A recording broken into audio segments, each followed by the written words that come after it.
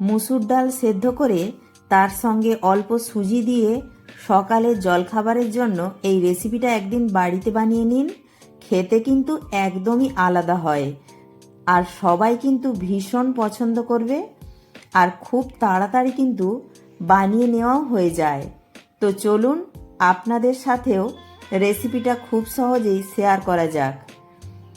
তো প্রথমে এই রেসিপিটি শুরু করার আগে আমি 1 বাটি অর্থাৎ 50 গ্রাম মুসুর ডাল 1 ঘন্টা আগে ভিজিয়ে রেখেছিলাম ভালো করে ধুয়ে। আপনারা চাইলে মুসুর ডালের পরিবর্তে অন্য কোনো ডাল দিয়েও রেসিপিটা বানিয়ে নিতে পারেন। তো আবারও জল পাল্টে ভালো করে ধুয়ে নিলাম। এবার গ্যাস অন করে একটা প্যান বসিয়ে দিয়েছি, তাতে দিয়েছি পরিমাণ মতো কিছুটা জল। এবার যে মুসুর ডালটা ভিজিয়ে ধুয়ে রেখেছিলাম সেটা পুরোটাই দিয়ে দিলাম, আর দিচ্ছি স্বাদ অনুযায়ী লবণ। এবার ডালটাকে খুব ভালো করে সেদ্ধ করে নিতে হবে। ডালের জলটা কিন্তু একটু পরিমাণ মতো দিতে হবে, খুব একটা বেশি কিন্তু জল দেওয়ার দরকার নেই।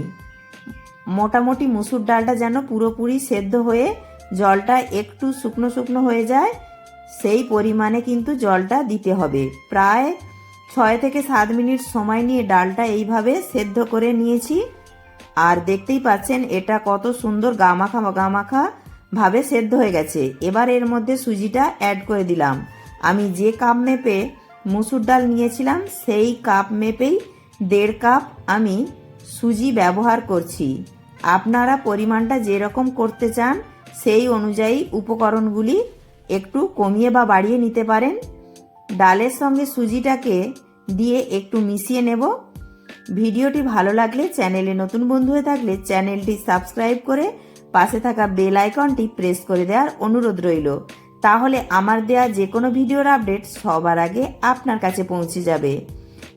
তো ডালের সঙ্গে সুজিটাকে মিশিয়ে নিয়ে এবার দিচ্ছি স্বাদ অনুযায়ী লবণ, কয়েক দানা চিনি, 1/2 চামচ কালো জিরে, 1/2 চামচ জোয়ান 2 হাতের তালুতে একটু ঘষে নিয়ে তারপর অ্যাড করছি।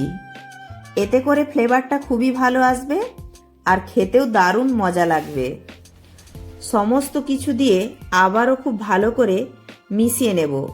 যেহেতু এর মধ্যে সুজি দিয়ে তৈরি করা হচ্ছে তাই অনেকটা পরিমাণে জল টানে, তার জন্য পরিমাণ মতো অল্প করে জল দিয়ে মিশ্রণটাকে খুব ভালো করে মিশিয়ে নিতে পারেন। আর এই মিশ্রণটাকে কিন্তু একটা ডোর আকারে পরিণত করতে হবে, মানে খুব একটা বেশি কিন্তু নরম করা যাবে না, একটু শক্ত করে মাখতে হবে। এবার এর বাইন্ডিংটাকে ভালো করার জন্য দিচ্ছি 2 চামচ আটা। আপনারা চাইলে আটার পরিবর্তে ময়দাও ব্যবহার করতে পারেন, তবে আটা বা ময়দা যাই দেন না কেন তা পরিমাণ মতো দিতে হবে, খুব একটা বেশি দেওয়ার দরকার নেই।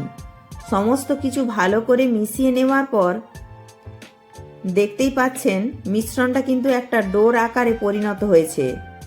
এবার ফ্লেমটা অফ করে দিয়েছি। এবার মিশ্রণটাকে একটা বড় পাত্রের মধ্যে নামিয়ে নিচ্ছি। এবার মিশ্রণটাকে একটু ঠান্ডা করে নেব। 5 থেকে 6 মিনিট পর এটা যখন আগের থেকে একটু ঠান্ডা হয়ে যাবে তখন এর মধ্যে অ্যাড করছি 1 চামচ সাদা তেল।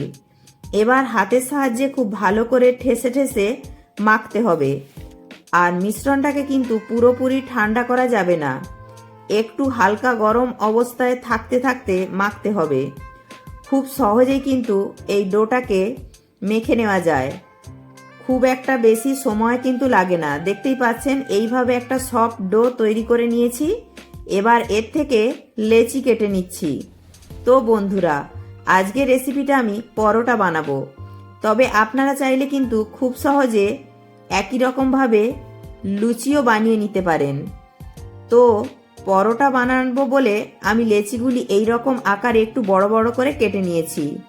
এবার এখান থেকে একটা লেচি নিয়ে একদম শুকনো আটা ছড়িয়ে খুব ভালো করে বেলে নিচ্ছি।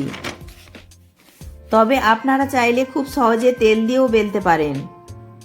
একটু মোটা রেখে মাঝারি সাইজের করে বেলে নিচ্ছি।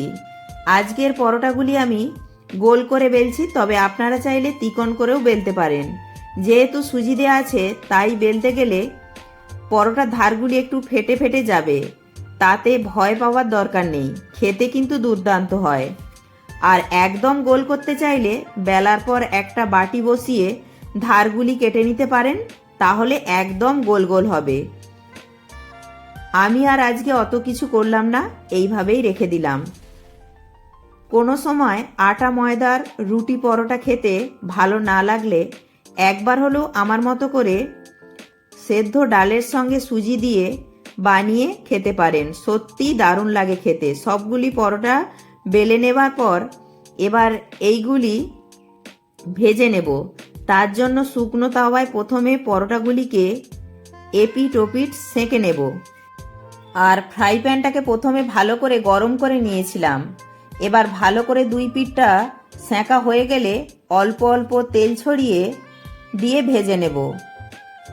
যেহেতু এই রেসিপিটা আমি পরোটা বানাচ্ছি, তার জন্য একদম অল্প তেল দিয়ে ভেজে নিচ্ছি। তবে আপনারা চাইলে লুচি বানিয়েও খেতে পারেন। রেসিপিটি ভালো লাগলে অবশ্যই একটি লাইক করবেন। আপনাদের একটি লাইক আমাকে পরবর্তী ভিডিও বানাতে উৎসাহ জাগাবে। আর প্রচুর প্রচুর শেয়ার করার অনুরোধ রইল। তো প্রত্যেকটা পরোটায় কিন্তু প্রথমে হালকা করে দুই পিঠটাকে সেঁকে নেব, তারপর অল্প অল্প সাদা তেল ছড়িয়ে ভেজে নেব।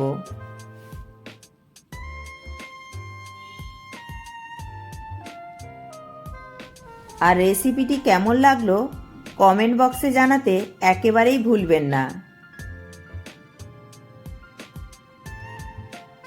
তো একই রকমভাবেই কিন্তু আমি প্রত্যেকটা পরোটাই ভেজে নেব। তো বন্ধুরা, খুব সহজেই কিন্তু আজকের রেসিপিটা বাড়িতে বানিয়ে নিতে পারেন। আশা করছি ছোট থেকে বড় সকলেরই ভীষণ পছন্দ হবে। আর এই পরোটাগুলি খেতে কিন্তু ভীষণ টেস্টি হয়। আর এই পরোটাগুলি আপনারা সকালে জলখাবারে বা রাতের ডিনারে বানিয়ে নিতে পারেন। যে কোনো তরকারির সাথে পরিবেশন করতে পারেন, আবার চায়ের সাথেও খেতে পারেন, আবার এমনি শুধু মুখেও খেতে পারেন, দারুণ লাগে খেতে।